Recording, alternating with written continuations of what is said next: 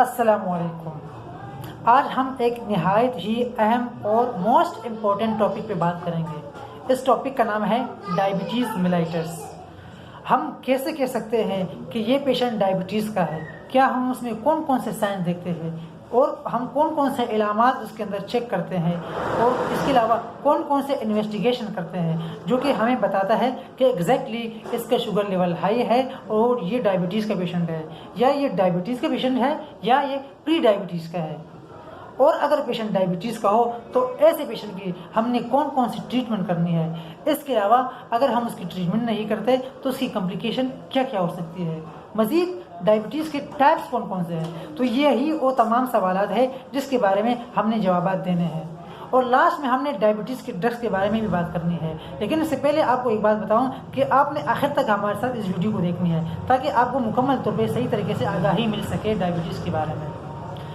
Diabetes जो है एक क्रोनिक डिजीज़ है। डायबिटीज़ के पेशेंट के ब्लड के अंदर जो ग्लूकोज का लेवल होता है ये इंतहाई हाई होता है, यानी अपने नॉर्मल रेंज से हाई होता है। और इसकी मेन वजह इंसुलिन की इनसफिशिएंट प्रोडक्शन होती है, यानी उसकी बॉडी के अंदर इंसुलिन नहीं बनती। अब बात है कि इंसुलिन कौन सा ऑर्गन बनाता है बॉडी के अंदर, जो कि मेन पेंक्रियाज है। पेंक्रियाज ही इंसुलिन की प्रोडक्शन करता है। लेकिन पेंक्रियाज के बारे में हम आखिर में भी तफसील से बात करेंगे कि पेंक्रियाज जो है एक ऑर्गन है, लेकिन ये करता क्या है। ये तो है डुअल ऑर्गन, एंडोक्राइन सिस्टम भी है और एक्सोक्राइन के अंदर भी आ रहा है, मतलब ये डुअल फंक्शन करता है। लेकिन हम बात इसके आखिर में इसमें तफसील से बात करेंगे। सबसे पहले हमने सिर्फ डायबिटीज़ के बारे में बात करनी है। अब डायबिटीज़ के अंदर जब इंसुलिन की मकदार बहुत ज़्यादा हो, ग्लूकोज का लेवल कम हो, तो पेशेंट जो है हाइपोग्लाइसीमिया में चला जाता है। अगर ग्लूकोज का लेवल ज़्यादा है ब्लड के अंदर और इंसुलिन बिल्कुल कम है तो पेशेंट हाइपरग्लाइसीमिया में जाता है। तो इस वक्त हम सिर्फ बात करते हैं डायबिटीज़ की। डायबिटीज़ की जो टाइप्स है वो 3 है। एक नंबर 1 इसका जो टाइप्स है डायबिटीज़ टाइप 1 यानी इंसुलिन डिपेंडेंट डायबिटीज़ मेलाइटस, और सेकंड जो है नॉन इंसुलिन डायबिटीज़ यानी टाइप 2।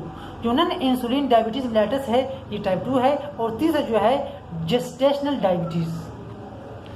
अब इन तमाम टाइप्स के बारे में बात करने से पहले हमने सबसे पहले 3 ट्रेड फीचर के बारे में बात करनी है जो कि हमें बताता है कि वाकई में इस इंसान की जो इलामात है इसको शुगर की बीमारी है। वो कौन कौन से है? सबसे पहले जो 3 ट्रेड फीचर्स है वो ये है पॉलीडेप्सिया, पॉलीपेप्सिया और इसके अलावा जो है पॉलीयूरिया। पॉलीयूरिया से मुराद यानी पेशेंट की जो है यूरिन की फ्रीक्वेंसी बहुत ज़्यादा हो जाती है, पेशेंट बार बार पेशाब करता है। पॉलीपेप्सिया पेशेंट पानी का इस्तेमाल बहुत ज़्यादा करता है, बहुत ज़्यादा पानी पीता है क्योंकि उसको प्यास बहुत ज़्यादा लगती है। इसके अलावा पॉलीफेजिया यानी एक्सेसिव ईटिंग, पेशेंट खाता भी ज़्यादा है, उसको हंग्री होती है, फीलिंग ऑफ हंग्री उसको बार बार होती है। ये 3 इसके मेन सिम्टम्स थे। अब हम बात करते हैं इसके टाइप्स के बारे में। सबसे पहले हम टाइप्स के बारे में बात करते हैं जिसका नाम है डायबिटीज़ मेलाइटस जो है यानी insulin diabetes mellitus type 1। Insulin dependent diabetes mellitus type 1 का जो दूसरा नाम है वो है जुवेनाइल डायबिटीज़। यानी ये डायबिटीज़ जो है जुवेनाइल डायबिटीज़ आमतौर पे जो है 30 साल से कम लोगों के उम्र के लोगों को होती है। मसलन यंग लोगों में, ये चिल्ड्रन के अंदर भी होती है। क्यों? डायबिटीज़ टाइप 1 के अंदर जो है इंसुलिन जो है इनेबल टू प्रोड्यूस, इसके अंदर इंसुलिन प्रोड्यूस ही नहीं होती। यानी जो इंडोजीनियस इंसुलिन है, जो पेशेंट की बॉडी खुद जो इंसुलिन पैदा करती है लेकिन उसके अंदर ये काबिलियत ही नहीं है, ये सलाहियत ही नहीं कि उसकी बॉडी इंसुलिन को प्रोड्यूस करे, इसलिए इनेबल टू प्रोड्यूस इंसुलिन। तो ऐसे पेशेंट जो डायबिटीज़ टाइप 1 से का शिकार हो तो उसे हम इंसुलिन थेरापी देता है, यानी उसको हम इंसुलिन के इंजेक्शन लगाते हैं। इसके अलावा वो ठीक ही नहीं होते। डायबिटीज़ टाइप 2 के जो है यानी जो नॉन इंसुलिन डायबिटीज़ मेलाइटस के पेशेंट होते हैं, ऐसे पेशेंट की आम तौर पे 40 साल या 40 साल से ऊपर के बूढ़े लोगों को ये बीमारी होती है। ऐसे लोगों की जो इंसुलिन प्रोडक्शन होती है वो इंतहाई डिक्रीज होती है। इस बात को गौर से सुनना, डायबिटीज़ टाइप 2 के अंदर जो इंसुलिन है प्रोड्यूस होती है लेकिन डिक्रीज होती है। इसके अंदर पेशेंट को सिर्फ हम ओरल थेरापी देते हैं, सिर्फ हम उसको ड्रग देते हैं, इसको हम एक्सोजीनियस इंसुलिन नहीं देते, यानी बाहर से हम उसको इंसुलिन नहीं लगाते, सर हम उसको टैबलेट्स देते हैं। लेकिन टैबलेट से भी पहले डॉक्टर्स की ये कोशिश होती है कि पेशेंट को डाइट थेरेपी पे रखा जाए, यानी इसको डाइट ऐसे दी जाए कि उसको इंसुलिन की प्रॉब्लम ना हो, डायबिटीज़ का प्रॉब्लम ना हो। इसके अलावा पेशेंट को हम बताते हैं कि उसको एक्सरसाइज करनी चाहिए। अगर उसके साथ भी ठीक नहीं होती तब जाके उसे ओरल ग्लाइसेमिक एजेंट देते हैं ताकि उसे हम ड्रग्स के ज़रिए उसको मेंटेन करें। तीसरा जो टाइप्स है डायबिटीज़ का वो है जेस्टेशनल डायबिटीज़। जेस्टेशनल डायबिटीज़ जो है ये डायबिटीज़ उस टाइम होता है वुमेन्स को होता है, यानी प्रेग्नेंट वुमेन्स को होता है जब उसकी प्रेगनेंसी के सेकेंड या थर्ड ट्राइमेस्टर में हो, तब उससे ये जेस्टेशनल डायबिटीज़ हो जाती है। अगर जो डायबिटीज़ का पेशेंट नहीं है लेकिन उसको प्रेगनेंसी के थर्ड या सेकेंड ट्राइमेस्टर की वजह से हो जाती है। अब बात यह है कि ऐसे पेशेंट जिनको डायबिटीज़ हो तो ऐसे पेशेंट की हमने कौन कौन से इन्वेस्टिगेशन करनी है, कौन कौन से मजीद सिम्टम्स इसके अंदर होते हैं। तो इन्वेस्टिगेशन से पहले हम सिम्टम्स की बात करते हैं। ऐसे पेशेंट के अंदर सबसे मेन जो 3 सिम्टम्स हमने बताए थे, पॉलीपेप्सिया, पॉलीडेप्सिया, पॉलीफेजिया, ये अर्ली है। बाकी जो लेटर है पेशेंट का जो कट है यानी वॉन्ड, कोई भी जख्म वो जल्दी नहीं बनता, यानी वॉन्ड हीलिंग बिल्कुल लेट होती है।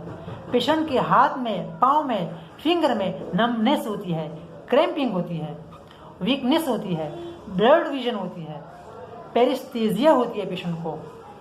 इसके अलावा पेशेंट को वीकनेस हो जाती है, पेशेंट को फटीग हो जाता है और पेशेंट की ब्लड के अंदर विटामिन सी की भी कमी होती है। ऐसे पेशेंट के अंदर जो जिसके ये इलामात हो, उसको डायबिटीज़ का की प्रॉब्लम हो, तो सबसे पहले हमने उसकी कौन कौन सी इन्वेस्टिगेशन करनी है। सबसे पहले हमने ऐसे पेशेंट जिनको डायबिटीज़ हो हमने उसका BSR करना है। BSR मतलब ब्लड शुगर रैंडम, और BSF करना है, ब्लड शुगर फास्टिंग। सबसे पहले हमने उसका फास्टिंग करना है, फास्टिंग शुगर चेक करना है। मतलब पहले से बताऊं कि फास्टिंग शुगर का जो नॉर्मल है वो है 70 से लेकर 110 तक मिलीग्राम पर डेसीलीटर, यानी ग्लूकोमीटर से अगर आप चेक करते हो तो 70 से लेकर 110 तक है नॉर्मल। अगर 70 से लेकर 110 से ये अबव चली जाती है तो इसका मतलब पेशेंट डायबिटीज़ या प्री डायबिटीज़ के अंदर है। इसके अलावा जो ब्लड शुगर रैंडम है, यानी अगर खाना खाने के बाद आफ्टर मील अगर आप चेक करते हैं अगर उसका शुगर 80 से लेकर 150 के अंदर अंदर आता है तो भी इसका मतलब है इसका शुगर का लेवल ठीक है। अगर 150 को क्रॉस करता है तो भी इसका मतलब है पेशेंट को डायबिटीज़ या प्री डायबिटीज़ है। इसके अलावा पेशेंट का हमने एक और मोस्ट इंपॉर्टेंट टेस्ट करना है जिसको HbA1c कहते हैं। HbA1c जो है ये हमें पिछले 3 महीनों का रिजल्ट बताता है। मसलन पिछले 3 महीनों का रिजल्ट कुछ इस तरह है कि सबसे पहले जो नॉर्मल होती है HbA1c के अंदर वो होती है 4% से लेकर 5.6% तक होती है। सेकंड के अंदर जो है 5.7% से लेकर 6.4% तक होती है। यानी ये जो 5.6 से 7 से लेकर 6.4% जो है ये प्री डायबिटिक पेशेंट की होती है, और जो डायबिटिक पेशेंट होता है उसको जो है 6.5% से लेकर या इससे ज़्यादा या यहाँ तक होता है। इसका मतलब है इस पेशेंट को डायबिटीज़ है। इसके अलावा पेशेंट की हमने कीटोन बॉडीज चेक करनी है। कीटोन बॉडीज यानी हमें कीटोन ब्लड के अंदर भी होता है और कीटोन यूरिन के अंदर भी होते हैं। ये थी पेशेंट की टेस्ट इन्वेस्टिगेशन। अब इन्वेस्टिगेशन के बाद हमने पेशेंट को अगर ट्रीटमेंट करनी है तो हमने कौन कौन से ड्रग्स देने हैं। पेशेंट को सबसे पहले हम जब ड्रग्स स्टार्ट करते हैं वो हम कोशिश करते हैं कि ग्लूकोफेज मतलब लो ड्रग जिससे मतलब जो इब्तिदाई तौर पर स्टार्ट कराते हैं ताकि बहुत ज़्यादा तेज़ ना हो, बलन ग्लूकोफेज से स्टार्ट कराते हैं, डायोनिल से कराते हैं, और मज़ीद अगर कंडीशन को देख के उसे एमरेल, गेट्रेल और सीटाग्लोमेट, एनोसीटा, जोलेट और भी बहुत सारे हैं। लेकिन जो पेशेंट इंसुलिन वाले हैं, जो इंसुलिन डिपेंडेंट है, उसको हम सिर्फ इंसुलिन के ही इंजेक्शन देंगे। अब इंसुलिन के भी टाइप्स है, मसलन इंसुलिन आर आती है, इंसुलिन जो है एन आती है, इंसुलिन 70-30 आती है, NPH आती है, तो वो इंजेक्टेबल था और हमने आपको ड्रग्स भी बताई। इसके अलावा आखिर में हमने आपसे एक बात शेयर करनी थी जिसको पेंक्रियाज के बारे में। पेंक्रियाज जो है डुअल ऑर्गन है, यानी ये एक्सोक्राइन ग्लैंड भी है और एंडोक्राइन भी है।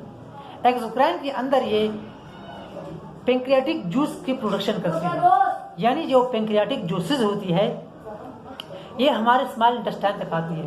सबसे पहले ये जो कॉमन बाइल डक्ट तक वहाँ से भी जाके स्मॉल इंटेस्टाइन, ये इसका काम क्या होता है कि किसी भी चीज़ को जो भी हम कुछ खाते हैं उसे खुराक के अंदर जो भी हम कुछ खाते हैं हमारी इंटेस्टाइन तक जब जाती है वहाँ पे इसको मेटाबोलाइज कर देता है। और जो एंडोक्राइन इसका जो फंक्शन है उसमें जो हार्मोन्स निकलते हैं वो क्या करता है, हमारे कार्बोहाइड्रेट, हमारे फैट और हमारे प्रोटीन की मेटाबॉलिज्म करता है। जब ये मेटाबॉलिज्म नहीं होती है हमारी इंसुलिन न होने की वजह से, तो हमें क्या होता है, हाइपरग्लाइसीमिया हो जाता है। अब बात है कि पेंक्रियास के अंदर ऐसे कौन से स्पेशल सेल्स हैं और उस सेल्स का नाम क्या है। पेंक्रियास के अंदर आइसोलेट्स ऑफ लैंगरहैंस होती है। ये बहुत स्पेशल सेल्स होती है जो कि पूरे ग्रुप एक क्लस्टर की सूरत में होती है। इसके 3 सेल्स हैं, अल्फा सेल, बीटा सेल और डेल्टा सेल। अल्फा सेल जो है ये ग्लूकागोन हार्मोन को रिलीज करता है। बीटा सेल जो है ये इंसुलिन हार्मोन को रिलीज करता है। और सोमेटोस्टेटिन हार्मोन जो है ये क्या करता है, इनहिबिट करता है ग्लूकागोन हार्मोन को और इंसुलिन हार्मोन को। अब बात यह कि ये हार्मोन कब रिलीज करता है और कब रिलीज नहीं करता। जब हमारे ब्लड के अंदर ग्लूकोज का लेवल ज़्यादा हो जाता है तो हमारा पेंक्रियास क्या करता है, वो इंसुलिन हार्मोन को रिलीज करता है ताकि ग्लूकोज का लेवल ब्लड के अंदर मेंटेन हो। अगर हमारे ब्लड के अंदर ग्लूकोज का लेवल ही बहुत कम है, पेशेंट हाइपोग्लाइसीमिया में चला जाता है, तो क्या होता है, हमारा जो अल्फा सेल है वो ग्लूकागोन हार्मोन को रिलीज करता है ताकि ब्लड के अंदर ग्लूकोज का लेवल भी बराबर रहे। और सोमेटोस्टेटिन हार्मोन जो है ये ग्लूकोज और इंसुलिन हार्मोन क्या करता है, इनहिबिट करता है। इसका पैथोलॉजी कुछ इस तरह है कि अगर हमारी बॉडी के अंदर कोई भी एनवायरमेंटल फैक्टर आता है या कोई भी वायरस आता है तो वो जाके हमारे पेंक्रियास को क्या करता है, बीटा सेल को डैमेज करता है या उसमें इन्फ्लेमेशन हो जाती है। जब इसके अंदर इन्फ्लेमेशन हो जाती है, जाहिर सी बात है फिर वो क्या करता है, इंसुलिन को रिलीज नहीं करता, इंसुलिन की सेक्रेशन नहीं होती। जब इंसुलिन की सेक्रेशन नहीं होती तो ग्लूकोज का जो लेवल है वो हाई हो जाता है। जब ग्लूकोज का लेवल हाई होता है तो पेशेंट हाइपरग्लाइसीमिया में चला जाता है और हाइपरग्लाइसीमिया के बाद पेशेंट शॉक में भी चला जा सकता है। यहाँ तक अगर पेशेंट को ट्रीट नहीं किया जाता पेशेंट की डेथ भी हो सकती है। अगर आपको हमारे इस वीडियो के अंदर मौजूद तमाम कंटेंट्स या इन्फॉर्मेशन अगर अच्छी लगी है तो आपका फर्ज बनता है कि आप इस वीडियो को उन तमाम लोगों तक पहुँचाएं जो इस बीमारी का शिकार है या वो लोग जिस बीमारी के बारे में जानना चाहते हो या नॉलेज हासिल करना चाहते हो, या वो स्टूडेंट्स जो मेडिकल फील्ड के अंदर है या स्टाफ नर्सिस है या सिर्फ स्टूडेंट नर्सिस है या पैरामेडिक्स है या डिस्पेंसर है, तो आपको चाहिए कि ये वीडियो उन तक पहुंचाए। और इससे पहले अगर आपने हमारे इस मुतीउल्लाह कैखल के नाम जो यूट्यूब चैनल है अगर आपने इसको अभी तक सब्सक्राइब नहीं किया तो प्लीज़ इसको सब्सक्राइब करें। अगर आप ये भी चाहते हैं कि मैं जो भी मेडिकल के बारे में, डिजीज़ के बारे में जो भी वीडियो बनाऊँ सबसे पहले आप तक पहुँचे, सबसे पहले आप इसको पढ़ें देखें, तो आपने बेल आइकन को प्रेस करना है। तो आज के लिए हमारा टॉपिक यहाँ तक था। इंशाअल्लाह नेक्स्ट वीडियो में हम दोबारा हाजिर होंगे। जब तक के लिए अल्लाह हाफिज़।